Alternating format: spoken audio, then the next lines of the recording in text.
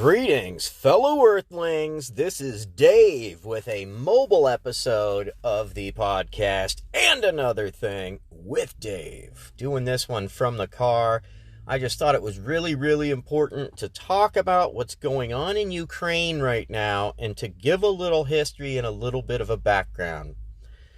So, if you watch the Western media, you would think Putin is evil and we need to run in and help Ukraine. Well, I'm not saying that that's wrong. All I want to do is provide a history of what's going on, because nothing happens in a vacuum, right? So let's look at the events that led up to this. There was what's called the Minsk Accord after World War II. NATO and the U.S. agreed that NATO would not move towards Russia beyond Germany. Well, they've expanded into 14 countries right up to the border of Russia now. And apparently, the U.S. and NATO would like Ukraine to join NATO. So that would be another NATO country on Russia's border. Then we have the two breakaway regions, right? So hold on to that idea. These two breakaway regions that Putin just recently recognized as independent countries. All right. I want to just take a little break and tell you where I got this information. On YouTube, The Jimmy Dore Show is a fantastic source of information. He did a great report on this where he had reporter Max Blumenthal, investigative reporter Max Blumenthal on, and Max broke it down for us, broke us down the history. And then another place that you can get some good information on what's going on in the history there is Lee Camp, also on YouTube, Lee Camp with Redacted Tonight or Moment of Clarity. He does both of those shows. And on Redacted Tonight, Lee Camp interviewed investigative journalist Ben Norton. And Ben Norton very eloquently broke down the history, involving the EU, the US, the Ukraine, and Russia.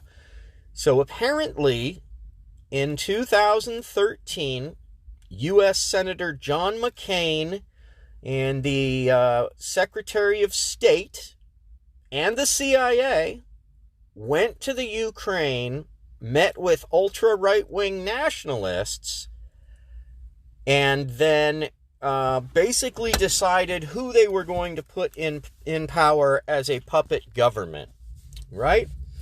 Then a year later, 2014, there was a coup in Ukraine, backed by the U.S., and we overthrew the democratically elected president, Yanukovych of Ukraine. So the 2014 ousted the democratically elected president, Yanukovych, who was friendly towards Russia. We put in a puppet who was not friendly towards Russia, right? Now, come towards recent history, then Zelensky just won in a landslide, and his platform was all about peace, right?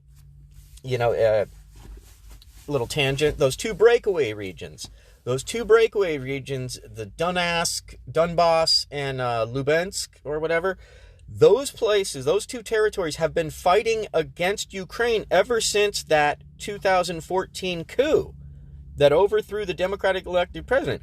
They've been fighting against that basically puppet regime ever since 2014. So now you enter recent times, 2019, Zelensky wins in a landslide because he's preaching anti-war. He wants to bring a peace, have this all settled. However, he doesn't have any power because he's a U.S. puppet. So he's unable to get a peace agreement going. He's unable to negotiate peace because he doesn't have any power. He's a puppet, right? There were also reports of him making phone calls to Joe Biden, President Joe Biden, asking Joe Biden to stop ramping up the pro-war rhetoric. So he and Putin were saying there's not going to be a war, there's not going to be an invasion. Whoa, ramp down the rhetoric. But then the U.S. media was going, oh, Russia's going to commit a false flag attack. Like, how would you know that another country is going to commit a false flag attack? A false flag attack is either a lie saying that your enemy attacked you when they never really did, which is what the U.S. government did in the Gulf of Tonkin, and that gave us the justification to go to war in Vietnam. Now, with the perspective of history, we realize the Gulf of Tonkin never happened. It was completely fabricated and created to give the U.S. the pretense to go to war in Vietnam. Okay? So the other type of false flag is where you actually do carry out a bombing or an attack of some sort, like the Germans did when, Hitler did, or the Nazi Party did when they took power. They torched the Reichstag building, and then they blamed it on their opposition, and then they, passed sweeping measures to take power of the government, and the rest is history. So this happens all the time, right? So for the U.S. to say, we have definitive information that Russia's going to carry out a false flag, what? And they would never say what information they have. It was some tool from the State Department saying, well, I just told you. And then a reporter called him out like, no, you just made a comment. You didn't point to any information or any facts, right? So my gut on this is that the U.S. was going to plan a false flag operation, and that Putin knew this because of the rhetoric, so he just went ahead and started the operation. That is the biggest tell, right? That the U.S. government is saying, oh, we know Russia's going to commit a false flag operation. Wow. So, just don't believe the hype. Don't believe the Western media at all. In the United States, all of our media, all newspaper, television stations, radio stations, newspapers, magazines, everything, all of them owned by 5 corporations. And those 5 corporations are all pro-war. So you will never hear an anti-war voice in the U.S. media. You just won't. Who was that? There was a guy who had the highest rated the Donahue Show. Phil Donahue. He had the highest rated television show on their network. He spoke out against the Iraq War, and he was terminated. He had their highest rated program for like 20 plus years. The Donahue Show was, it was a staple. As soon as he spoke out against the Iraq War, he was history. They don't care about what you want to watch. They don't care about ratings and all that. Not when it comes down to it. I've also listened to many reporters who have been in the mainstream media and then gone off to do their own thing on YouTube, Russia Today, or wherever they can. And what they've said is that you're not necessarily told what to not talk about, but they just hire people that have that parrot the same talking points, right? And then, and then I just watched this thing on global leaders, right? Global leaders. So there's an organization that trains global leaders to say what we want to hear. So AOC is one of these. Justin Trudeau in Canada is one of these. Pete Buttigieg is one of these, being groomed for a world leader, right? So they're learning what to say. It's pretty amazing.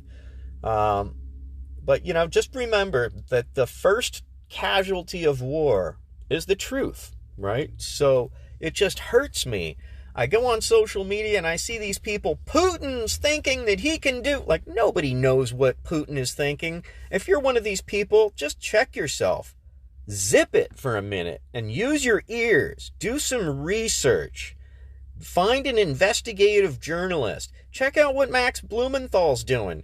Listen, check out what what Ben Norton is doing, because these people are digging for facts, right? But it just kills me when people get all up in their feelings and they just parrot what the mainstream media is saying. Well, I don't think Putin has... You don't know Putin. You have no idea what's going on. I'm so tired of hearing about people's feelings. Well, Putin's evil. Why? Because we've been brainwashed to think that by the U.S. government for 40 years? 40 years. All through my teenage years. I was told there's going to be a nuclear Armageddon. Russia's going to nuke us. We had to do drills to duck and cover under our desk in the classroom as if that's going to save you in a nuclear war, right? They just didn't want panic in the streets. So they tell you just to, bow, just kowtow and get under your desk and be a good, just die in peace under your desk. That's what they told us. That's where heavy metal was born, was the Cold War with Russia, because there was really no hope for a future. It was such a grim outlook. And now the U.S. is bringing us full circle right back to that, right? So let's look at how many military bases Russia has surrounding the U.S. Oh, none. Right? We freaked out when they put missiles on Cuba back in 1962, the Bay of Pigs, Cuban Missile Crisis. Well, now all those 14 NATO nations that I mentioned that had passed Germany towards Russia, well, they all have missiles, and all of them are pointing at Russia. The U.S. has 1,000 military bases around the world. We have Russia and China completely surrounded. We're poking the Russian bear with Ukraine. Like, why do we really care about Ukraine? There's no drinkable water in Flint, Michigan. The United States infrastructure is falling apart, right? So this is unbelievable. And then China, we're telling China what to do with Taiwan. Look at Puerto Rico. The U.S. has territories still. Puerto Rico, Guam, the Virgin Islands. Hawaii was made a state, but the other ones aren't.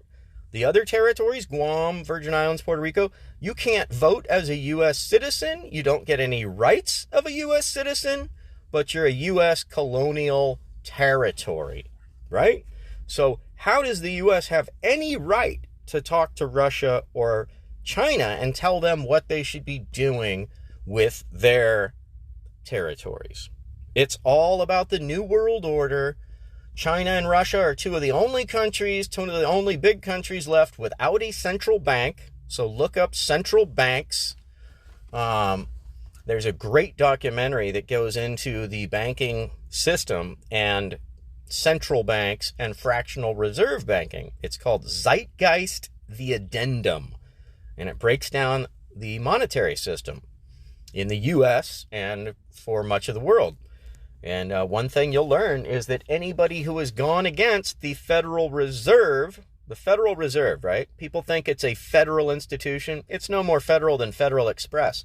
It is a for-profit corporation founded by the world's biggest banks. They get to print the money and then loan it to the U.S. government at 25% interest. Why doesn't the U.S. government just print their own money through the Treasury Department? Oh, because of this cabal of banksters. Because any president that has ever tried to do that has been assassinated, right?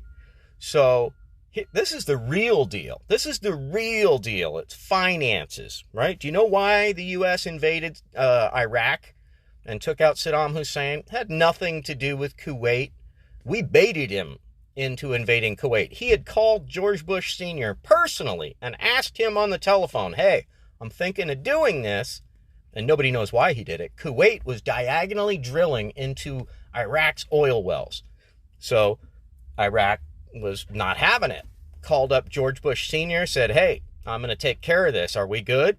George Bush said, you do what you got to do, man. We don't care. As soon as he crossed the border into Kuwait, it was a total setup. We were rolling to go get him as soon as he crossed the border into Kuwait. So we totally set him up, right? But why did we have to take him out? Because he was going to start selling oil in the euro and in the Russian ruble instead of the dollar. So there's this thing called the petrodollar. Somehow, the U.S. strong-armed the whole rest of the world into this agreement of the petrodollar after World War II.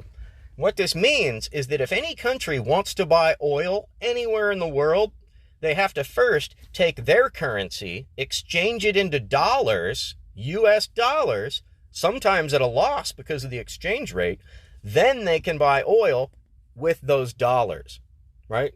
So it's ridiculous, it's antiquated, it's a strong-arm tactic, and people should be able to buy oil in their own damn currency, right? So that's why we invaded Iraq, because Saddam was going to go with the euro and the ruble. We couldn't have that. That's why we invaded Libya, because Gaddafi was going to switch to the gold standard and sell his oil in gold. So the U.S. government would have had to buy gold and then purchase the oil.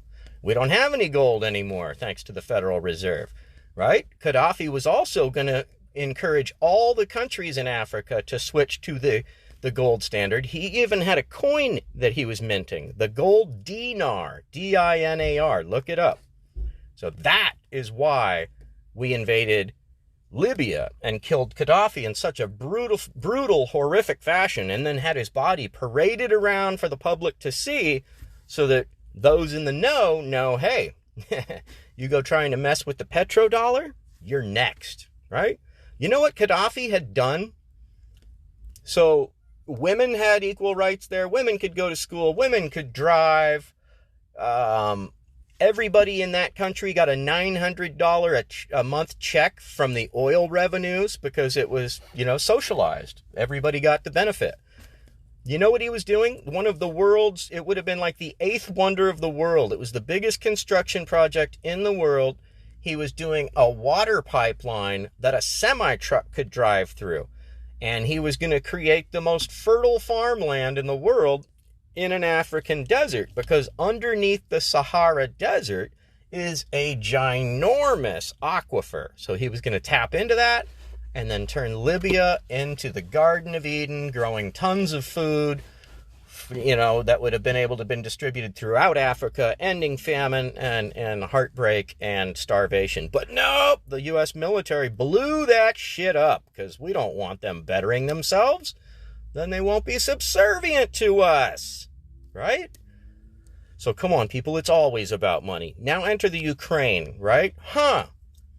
So Russia, Putin was going to build a pipeline, a gas pipeline, bypassing Ukraine and going under the ocean directly to Germany to supply all of Europe with cheap, affordable natural gas.